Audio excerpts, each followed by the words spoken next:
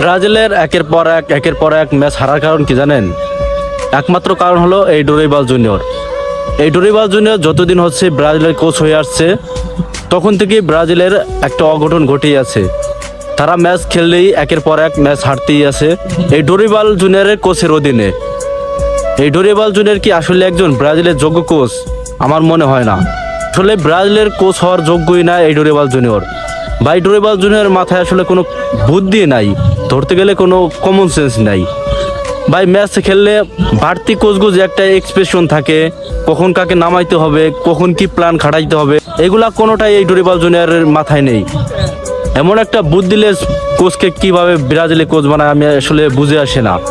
গতবার ওয়ার্ল্ড কাপের কোয়ালিফায়ারে কিন্তু আমরা সবগুলা ম্যাচ উইন হয়ে তৃতীয় অধীনে কিন্তু আমরা গ্রুপ চ্যাম্পিয়ন এবং ফিফা র্যাঙ্কিংয়ে একই থেকে কিন্তু আমরা বিশ্বকাপে কোয়ালিফায়ার করেছিলাম।